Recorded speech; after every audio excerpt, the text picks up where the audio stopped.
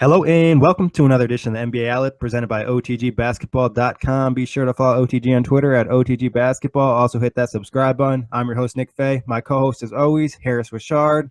How you doing on this Saturday morning, Harris? What's going on, man? A lot going on. A lot of animosity in the league, and what we saw at the Garden the other night was something I don't know if would ever see take place at the world's most famous, Nick. Yeah, no, that was definitely some interesting stuff. The Knicks they haven't been good on the basketball court, but they've been entertaining off the court. Derrick Rose going AWOL, the Phil Jackson, Carmelo Anthony drama, now Charles Oakley and James Dolan. Tonight, Russell Westbrook and Kevin Durant. So a lot to talk about, and then we have some sad news with Jabari Parker. But let's start right with the Knicks. You know, this is a big situation. This has more than just the impact of, disrespecting a Knick great. Wednesday night, Charles Oakley was in attendance to the Knicks game, and it was against the Clippers. And then it seemed that something happened. Security approached him. He physically pushed them away, and then he was taken away and arrested. A lot has come out of this. James Dolan has commented. The Knicks have commented. Before we get to that, what are your initial thoughts when you saw Charles Oakley being escorted out of the Knicks arena? Well, it's obviously sad, and obviously we know the Knicks have struggled for years, and Oakley is someone who's really respected amongst the fan base of New York because of what he really represented and the style of play. And he was even respected really well by NBA players. You saw a lot of players, post on Twitter what they thought about the situation. Yeah, and MJ is a close friend of his. I think he mentioned that he reached out. But let's put all that aside, and I want to talk about a couple of red flags for me. I mean, first off, why does he have to buy a ticket? Yeah, exactly. Why does he have to buy a ticket? We know that this has been an ongoing clash between him and Dolan, and whether it's because Oakley was critical of the Knicks organization, there has to be something more personal than that. And I think Oakley has always tend to think that the problems that have become of the Knicks organization has been Dolan's responsibility and fault. And I think that's obviously where the feud began, with Oakley putting blame on Dolan, and even goes as far as saying if I would eat dinner with him, I'd poison his food. He said some outrageous things about him in the past, and he's wanted to meet with him several times. But I think there's a lot that Oakley leaves out in this story. If you've heard some of the interviews and things like that, I think Oakley's leaving out when you're sitting 4 rows away and he goes, I'm sitting a few rows away. How could he hear me over 20,000 people? Well, if you're screaming at him or saying things to him, he's going to hear it. And obviously, Dolan is always notified when Oakley's in the building. And I think when I heard Oakley on Mike and Mike, I turned to my dad and I said, I think he might be in the wrong. And I'm not taking sides, and Dolan's right, Oakley's right. It's a mess of a situation, but he came on Mike and Mike like getting mad at Mike and Mike for like putting up the pictures that they put up from the other night. So very unfortunate and sad situation, but I think there's a lot being left out. I mean, there's obviously something left out, but regardless, no matter what happened, the Knicks handled the situation wrong. They did. Like I said this to you off air. I heard other people say this. Oakley was causing an issue. You have maybe 1 or 2 guys go up to him and be like, Mr. Oakley, we need you to move. We'll put you in a suite. We don't want you sitting this close to Dolan, et cetera, et cetera. But instead, they roll up with like 10 guys. They surround him. Obviously, any person's going to feel uncomfortable like that. And if you know the guy, maybe he does get mad a little bit of physical altercations. He didn't handle that right. He admitted he was wrong about that. But then, have the 10 guys then tackle him and escort him out, and then he's arrested on 3 charges. And then the Knicks PR to come out and say, Oak, we hope he gets the help that he needs, insinuating that there's like something wrong with him. So I felt like that, it's just like that's not your place to say as the Knicks, and it's just an ugly look. And then Dolan made it even worse. But what were your thoughts when you saw, the PR post that? And yeah, the lifetime ban comes out a day later. Yeah.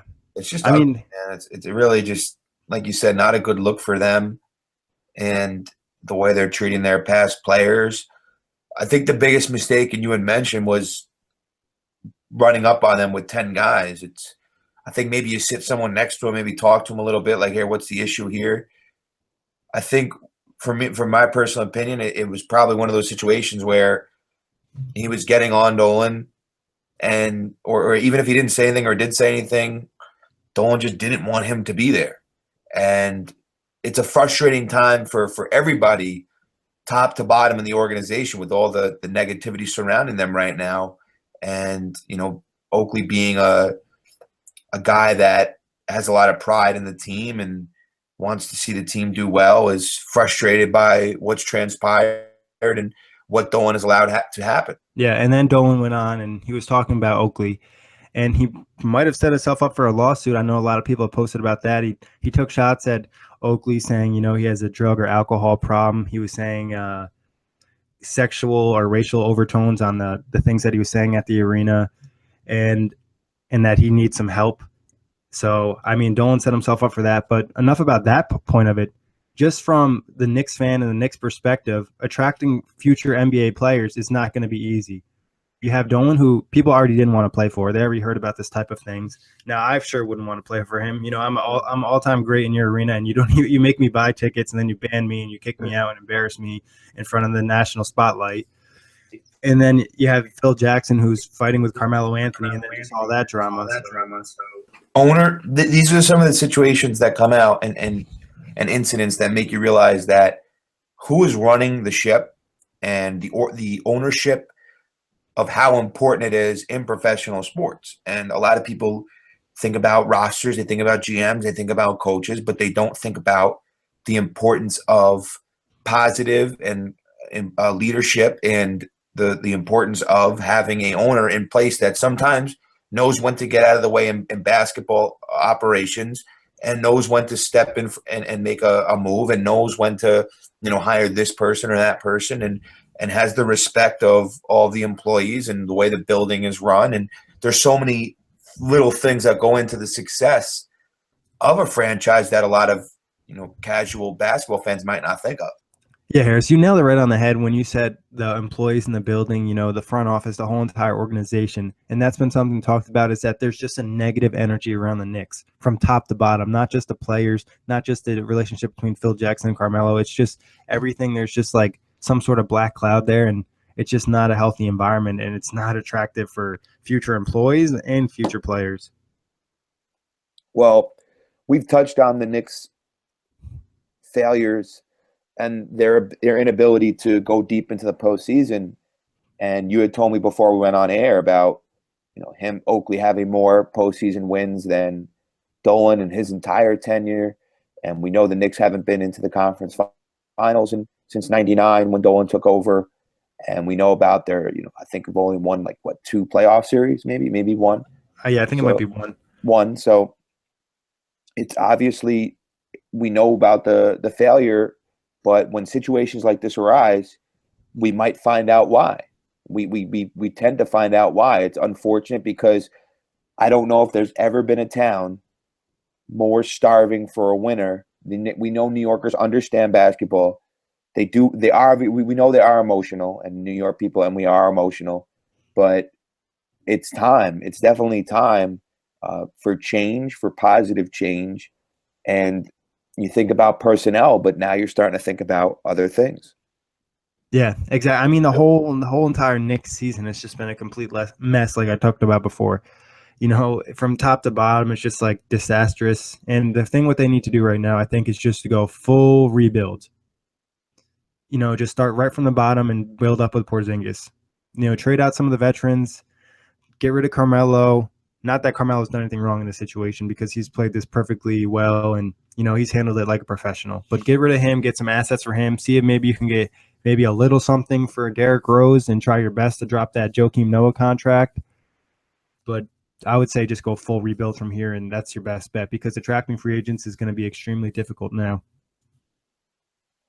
For sure, it's definitely going to be, and I'm interested to see now going forward.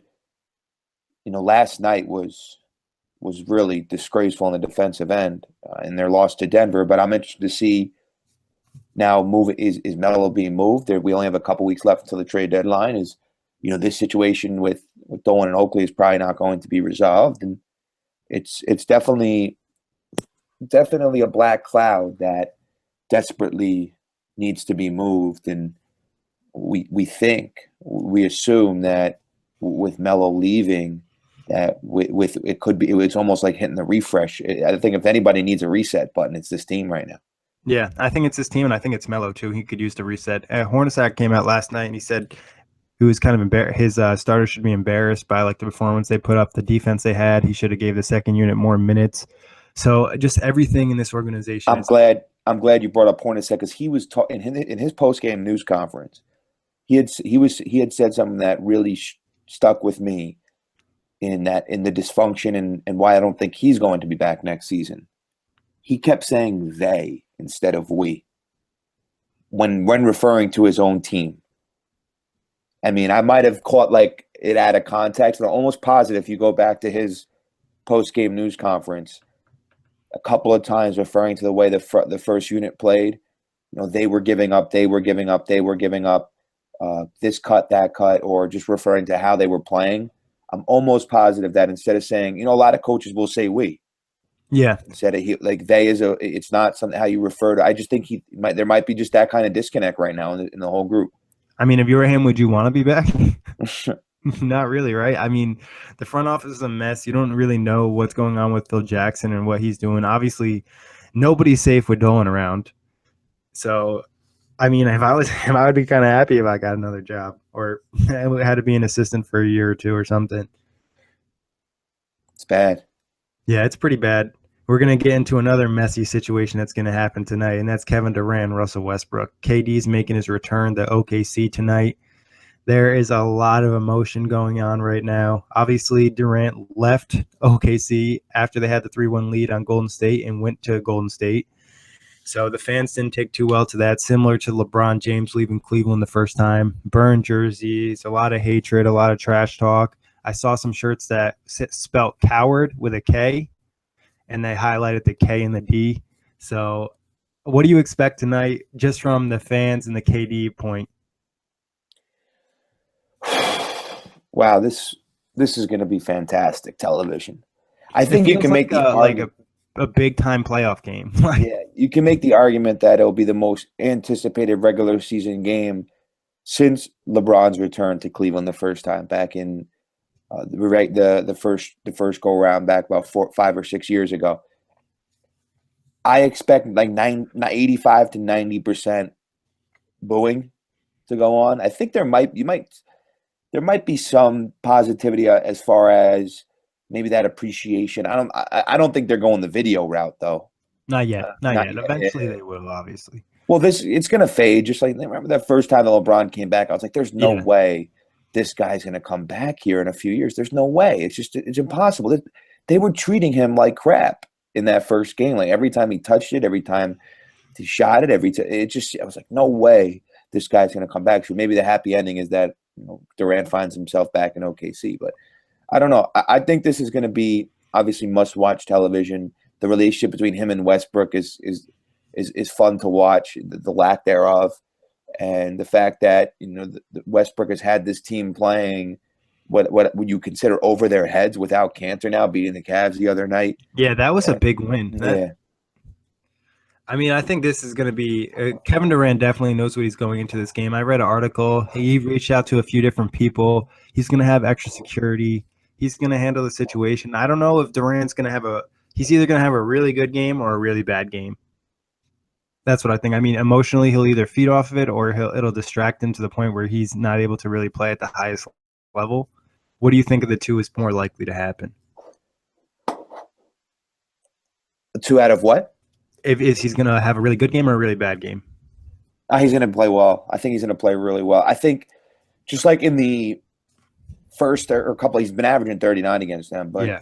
I think in the first one, they were really, let's do this for KD. But those both games were at home. And, obviously in the comfort of your own home, it's a little bit different than going back into this hostile environment. And I think as loud as you're going to see a regular season game, and I think that the Warriors are going to do everything they can to try to make this a regular game for him, which is going to be tough. But they're going to try to, they're going to probably try to, get him going early, I would assume. I think they're just going to try to take that pressure off of him. And I think he'll play well. I think the Warriors are going to win tonight, and I think the Durant will play well. Bigger game tonight, Russell Westbrook or Kevin Durant? Numbers wise, I think Westbrook's going to have to obviously do more, but I think Durant's going to play really, really well tonight. I think the Warriors are going to make it a point out for him to get touches early and often, and I think they're going to go in there and get a big win on the road. Do you think they can lose this game, or you think it's almost a lock to the Warriors win this game? I don't think it's a lock. I usually see the Thunder going in there and playing fantastic. And they're coming off a back-to-back. Both teams are, right? Did OKC play last night? No, I think you're right. There's only one team coming off a back-to-back. Yeah, it's going to – honestly, I could see obviously many different things happening, but I think something tells me that Durant's going to play really, really well. With Westbrook, he obviously has to there's more – he's responsible for more. But I don't know if they have enough, man, with Cantor out. I don't know if they might just go – they're going to go straight off emotion and try to win that way. Yeah. I mean, it's tough. I want OKC to win. You do? I do. I want OKC to win. I mean, I think the Warriors will probably win the game. It would have to come like super emotional, and Westbrook would have to put up probably like 40. I think Durant has a pretty good game. I don't think he has like a ridiculous game. I think he might be a touch flustered at the start. In the first quarter, he might be. It's going to be so emotional. Like, it's one of those situations, like kind of when you see a player play like their first playoff game or their first like finals game or something like that. They're just like, there's so much adrenaline that they can't even like shoot the ball right. Yeah. So, and I mean, he played there for 8 years. He was a big part of the team in the community. And one good thing about, I'll say this to shout out Kevin Durant. Obviously, I don't agree with his decision to go to Golden State, but he has stayed in touch with, the OKC community and continued to donate and support them, which is always a great thing. Yeah, I mean, it just seems that it's just the Westbrook thing that is the only missing link to why this has made some people feel like it's a betrayal or it's a backstab. Yeah, I think at some point he probably has to apologize to Westbrook, not for leaving him, because I don't think he has to apologize for that, just for the way he handled that situation. Especially, like, this week, a lot of people have turned back and looked at the stuff that he has said about Westbrook and said about the team in, like, such a positive way, and saying he wasn't going to leave, he wanted to stay in OKC, or even his MVP speech where he talked about Russell and the criticism he receives.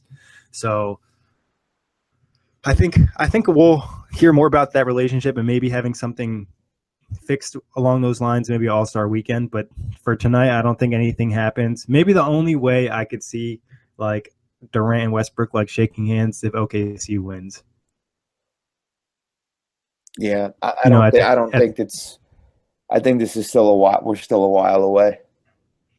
Do you think at All-Star weekend that they're gonna, maybe his Golden State teammates are gonna try to help him mend this relationship, or other All-Stars there? Yeah, I always wondered how that would work, with the fact that he has going to practice too. That they have to. I don't know how much communication they're going to do. I mean, maybe the media is blowing it out of proportion, like we said, or just the way it looks on the court, and when we've seen these two interact, it doesn't look like it doesn't look fake to me. No, it doesn't. I mean, Westbrook doesn't seem very fake at all, in my opinion. I mean, I wouldn't see him as a guy that would play the storylines and stuff like that. So I'm pretty excited about it. Another thing that's not happening, though, I think Zaza Pachulia is out tonight, and we know Zaza took that cheap shot at Westbrook last time, and Westbrook said after the game that he was gonna get him back. I was kind of really cash him outside. How about that? Yeah, yeah. I was hoping for that, to be honest. I mean, that was something to look forward to. Yeah, for sure. I could definitely see Westbrook, dunking on him or doing some type of thing to him. Any chance of a fight, you think, or no?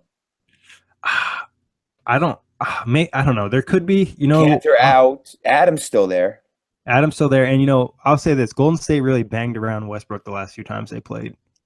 Like, some of that was Zaza, but they definitely didn't mind fouling him hard. So, I mean, I could see, so you get a little antsy, especially if the game gets out of hand. They have some chippy players, and, Golden State's not really going to back down. But I don't think we'll see a fight. I hope we see a game winner from Durant or Westbrook. That would be amazing. Man, game winner from Durant would be sensational. But that definitely, like you said, that's must-watch TV. I don't think I'm pretty excited for this game. Like, I'm like already, trying to plan out my day to make sure I'm all ready to go when that comes on. Yeah, crazy. Got it. Must see. Must see. If ever a basketball fan, and I guess almost for anybody, for a casual fan or anybody that just Just a enjoys sports sport. fan. Yeah. I mean, if you enjoy headlines or storylines.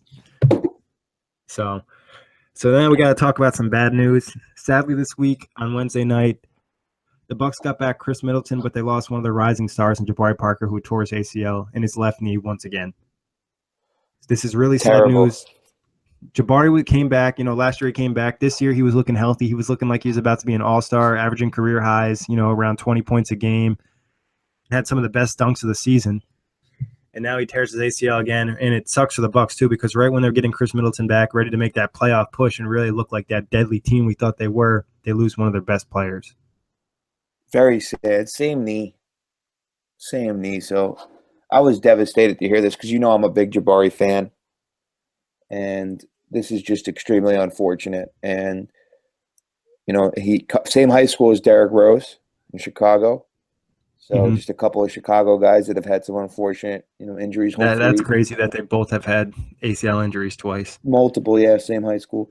It's unfortunate, it really is, because like you said, that's a good young group over there, and you obviously you root for them and you root for Parker, and he seems like a pretty likable guy. I mean, he plays the game the right way, slasher, athletic, could shoot it, has definitely improved. Came back stronger after his knee injury, and now he's being tested again. Got support from around the league, and there's really not much to be said on it, just for the fact that it's sad to see, because they have some potential over there. They have some good young pieces.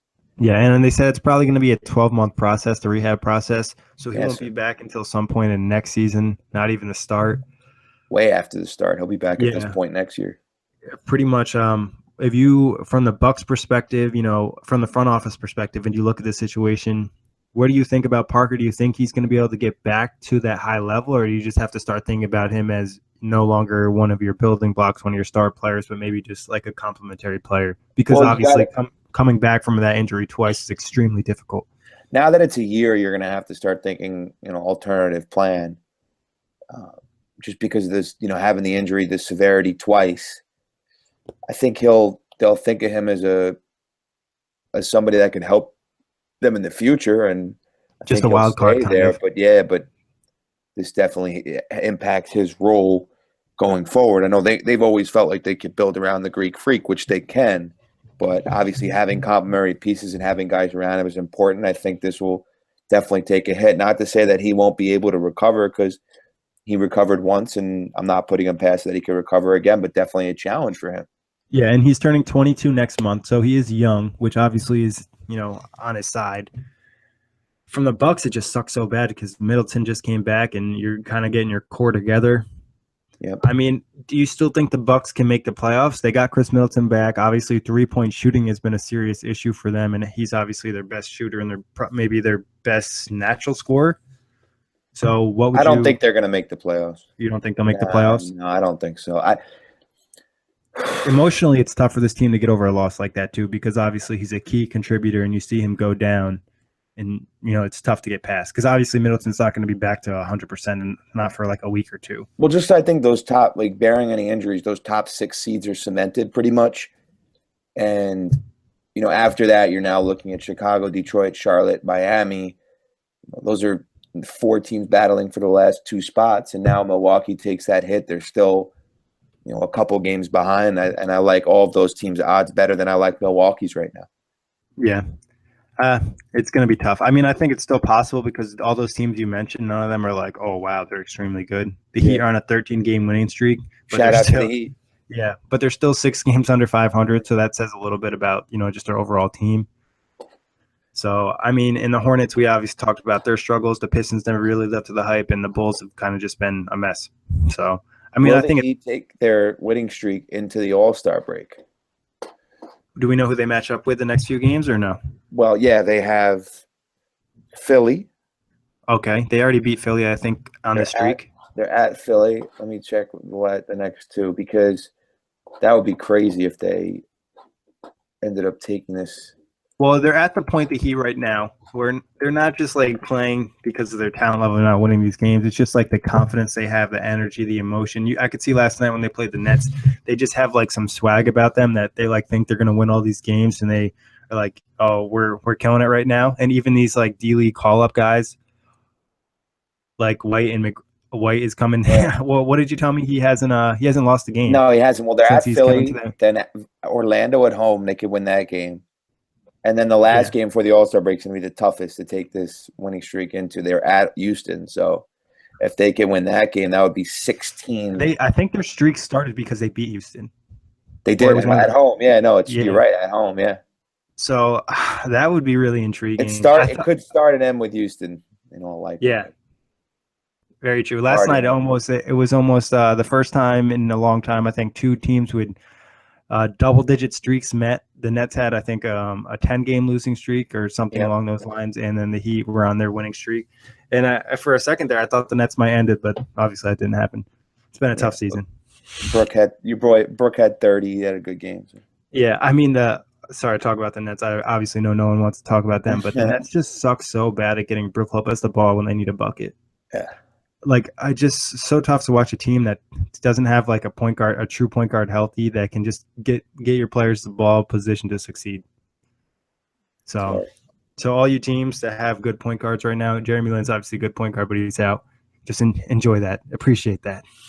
Yeah, you definitely are envious of several teams around the association, because in a league right now it's flooded with point guards. I have to watch Spencer Dinwiddie and Isaiah Whitehead. Not to say anything bad about those guys. We know we've been bashing the Knicks too. Still only 3.5 out. Kind of crazy though. That bottom of the East is just. Yeah, I mean, but it's crazy. The Knicks are almost out. Oh, Brandon Jennings tweeted the other night, "It'll be so embarrassing if we don't make the playoffs." Like, heads up, Brandon Jennings, you're probably not going to make the playoffs. Like, the Knicks coming into the season, it's funny that so many people were so hyped on them. You know, we kind of said even keel. Like, I didn't want to give them like the benefit of the doubt that they're going to be good, because I didn't really think. I thought there was just so many issues, so many things to worry about. They'd be in that 6 to 8 seed range, but they've even made me look bad in that aspect. I think they're pretty much a lock not to make the playoffs, because it looks like they're going to make a move to be sellers at the deadline. Yeah, and you know what? The 4-game losing streak has all come at home. Yeah, Cleveland at home last Saturday. The Laker game was embarrassing. The Clipper game they had on Wednesday night. And then Denver. Now San Antonio tomorrow. Which is they're getting cooked by San Antonio probably. Well, you never know, but probably most likely. And then at Oklahoma City to close out before the break. And OKC needs wins. We didn't really talk about it when we talked about Durant going to OKC tonight, but OKC needs wins. Like, obviously Golden State really is comfortable. They're killing it. But OKC is in that 7th seed. They're like, I think, a game behind the Grizz, like 2 or 3 games behind the Clippers. So all these games really matter for them. They want to finish hot. They just beat the Cavs. So if they can beat the Cavs and then beat the Warriors, they can really build some good momentum going into the All-Star break. Definitely excited about tonight. And that's going to be something to watch. Definitely something to watch. Any big weekend plans for you, Harris? Uncle's in town. He's been in town for a while. And so I don't think we might do something tonight, go out or something with him. He's from Florida, so that's cool. Nothing crazy. You survived the blizzard the other day? We survived the blizzard. We did. I was out there shoveling my butt off for about 2 hours, and that's a good back workout. We need to get a snow blower. I know. No, my neighbor had one, so he's helping us out. Oh, okay, good. But yeah, it is what it is. I can't wait for the winter to get over. I can't wait for the spring, and spring brings out so much happiness in me. I got my Mets start up again. I got the NBA playoffs. I got the tail end of March Madness. NFL draft. Yeah, it's the month of April is a lot of. And the sunlight, obviously. Oh, yeah, absolutely. They obviously don't really. I've only lived in Stanford for a few months, and this is like the first significant storm we've got, and they don't really handle the snow well here, because my road that I live on, where my apartment's at, still has probably about 2 inches of snow. And yesterday it was just like a sheet of ice. So still some after effects. Well, you know what? It's better than Poughkeepsie, Nick. Well, I'll say this: in Poughkeepsie, they handled the snow very well. Well, they do, but I'm just talking about as far as usually like accumulation. Yeah, no, for sure. Yeah, for sure. I used to get like a couple feet every year. So I mean, I didn't really hate the snow because I always had a car with four-wheel drive, and I've always had like a snow plow or a snow blower, so a little bit of luxury. So I mean, I don't hate the cold as much as you, but obviously, as the older you get, I feel like the more you dislike it, and the more you're like, all right, let it be warm again. It's crazy, man. It's crazy. Hopefully we're done with blizzards. I don't want to have to deal with that. But that wraps it up for this episode. We'll catch you guys on Wednesday, and then next Saturday we'll have All-Star Special. So keep an eye out for that. And as always, thanks for listening. All right, guys, take care. Have a good one. Enjoy the battle tonight.